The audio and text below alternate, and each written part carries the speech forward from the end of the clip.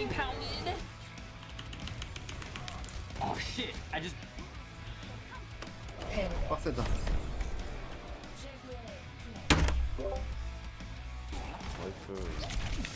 나 지금 방금 만들고 있는다? 거점! 아, 씨발, 거점 정리 빨리! 아, 씨발, 거점! 슬롯샷.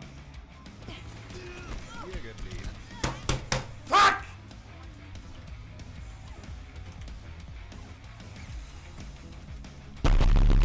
Okay, yeah, it's getting better and better.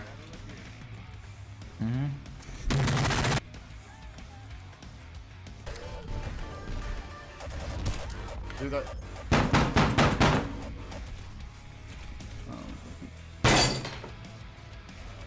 I'm gonna die, man! No! What?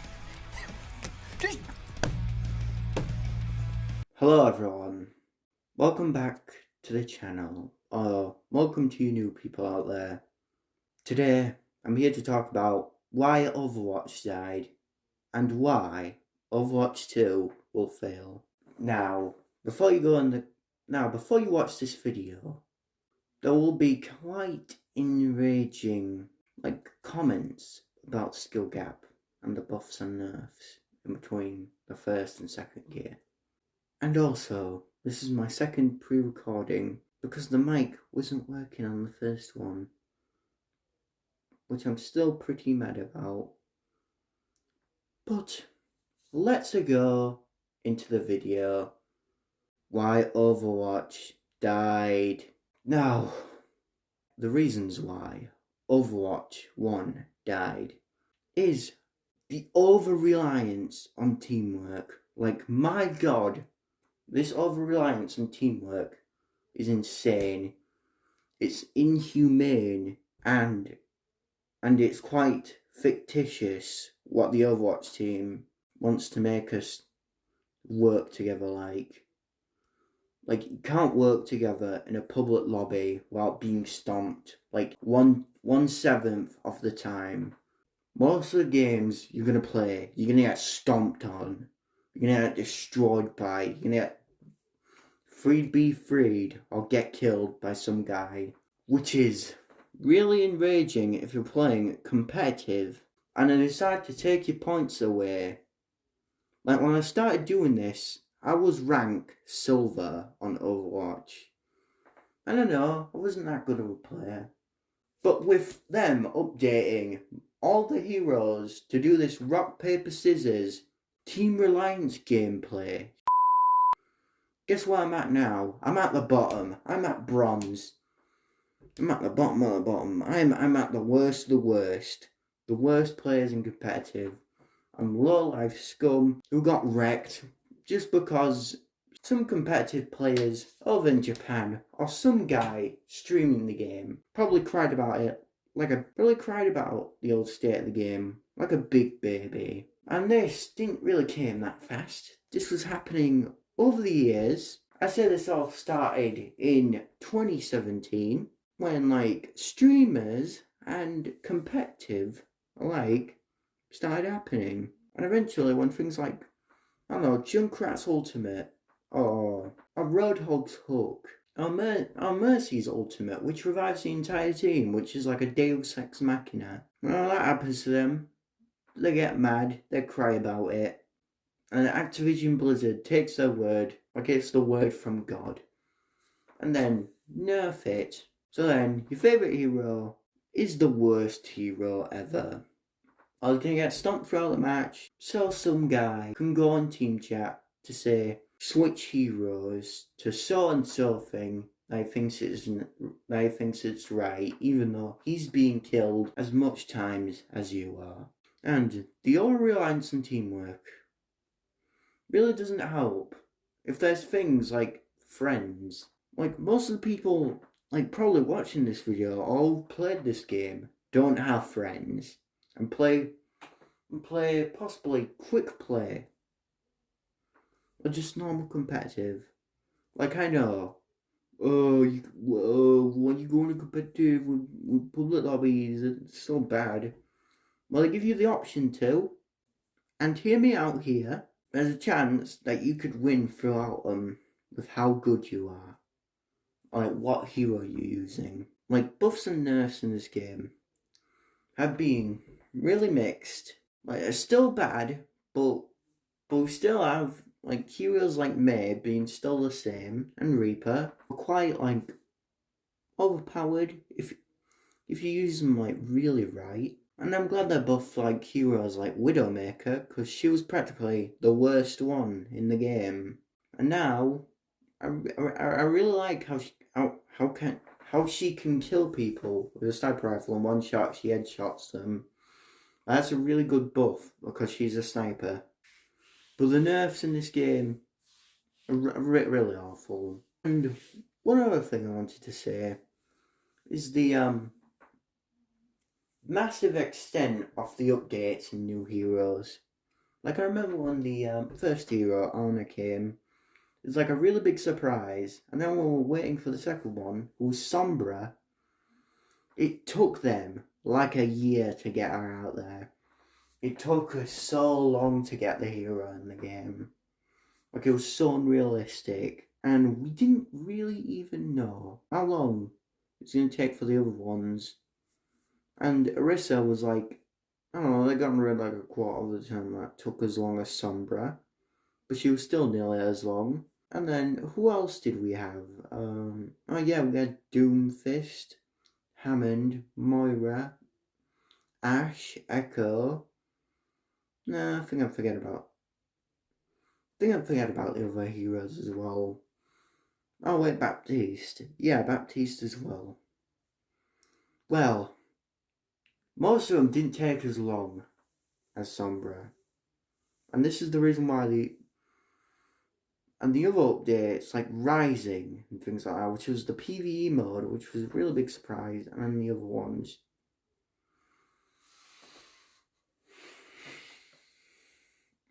Look, in the end, the reason why Overwatch 1 died was how competitive it was. How people were losing interest in the game and were leaving. So the only people that are left are them diehard people that stomp you like 10 out of 10 for the 10 out of 10 of the time. And lack of updates.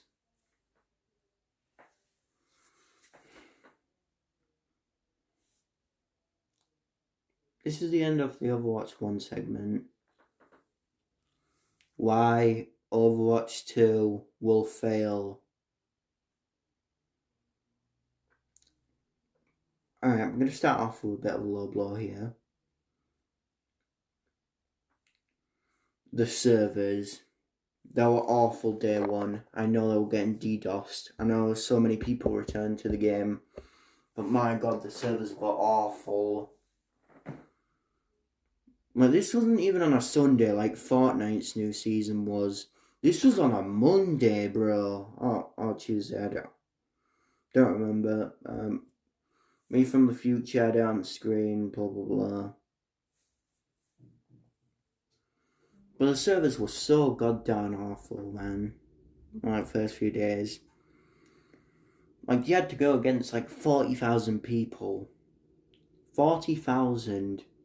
My first one wasn't that bad. It was 30,000. Then I left, and then, like, a few days later, it was, like, 2,000. Or, like, nearly 2. It was actually 1999, so it was nearly 2,000.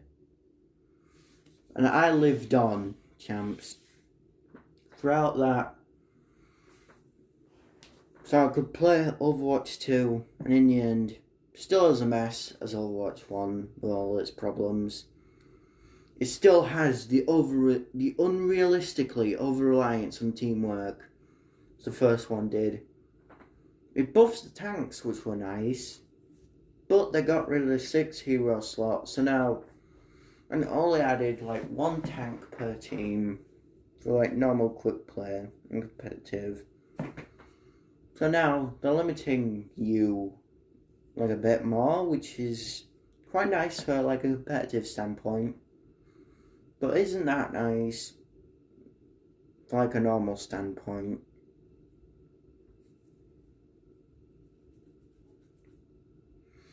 And locking heroes throughout the game, so you have to grind for it.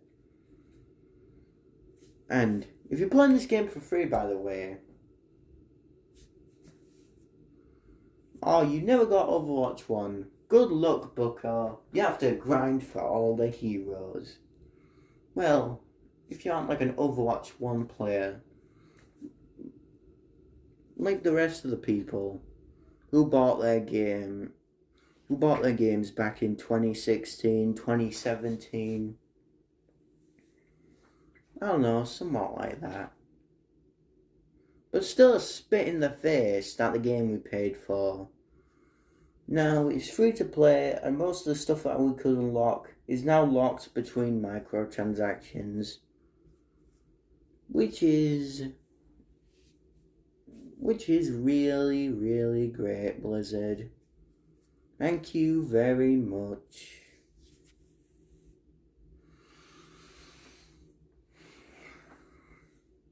Now, the grind for this game. There's in-game currency that you could grind, and you can only get it weekly. And from one of the sources that I heard, one of the new heroes, Kiriko, has a like full set. It costs a lot, by the way. And you know how long would it take to get all that stuff? Well, without the battle pass. 5 years. Like, my god. 5 years. To get all the items off one single hero. Like, these aren't even things like skins, sprays, and stuff like that. Just things like heirlooms, which are copied off Apex Legends. Which is really, really dumb. But hey, if that gets the money flowing, then it's going to stay.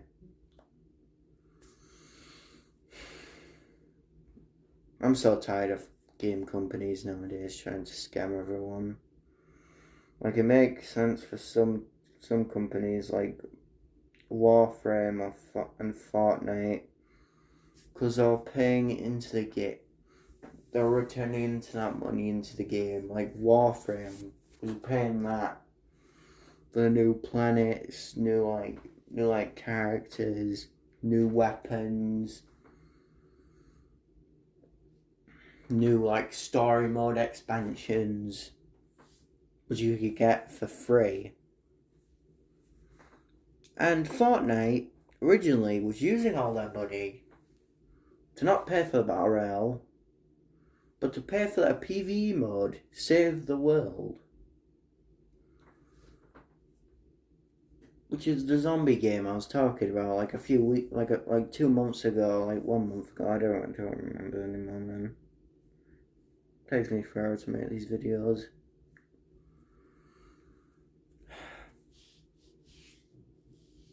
But what is Overwatch 2 planning to spend their money on?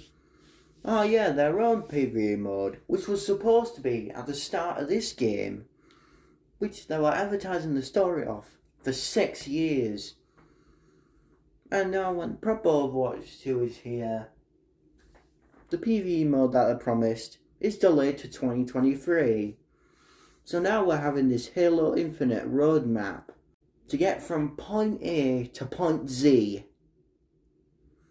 And it's going to be horrendously long. I'm going to be full of microtransactions and scummy practices by the developers to get all the money out of us. Which is a big yay. Oh yeah, what did I forget to tell again? No, yeah. 5 years ago. I think I already complained about this, but I really don't remember.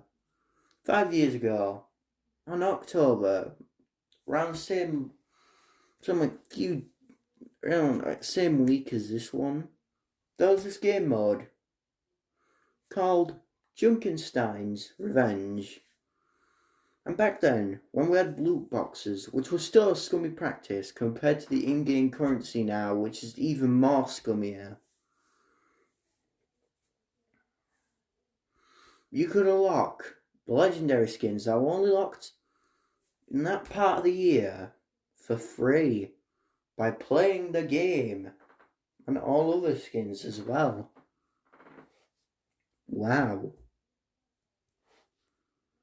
And guess what I did for Overwatch 2 players and returning Overwatch 1 players that haven't unlocked it due to the decline of the first game? Well, they put them all in a bundle and plan to make you pay for it, which is really, really great.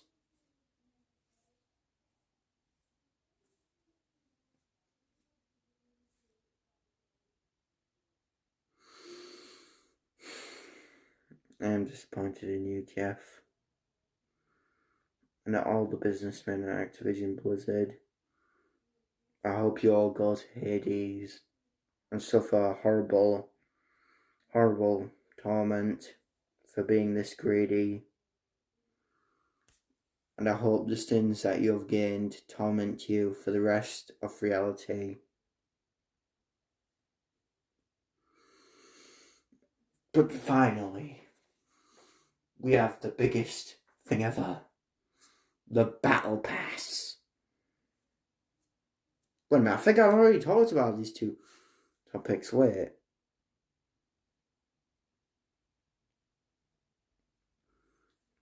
I'm just gonna put this joke in. Fortnite Battle Pass. I just pulled this out my ass. Now,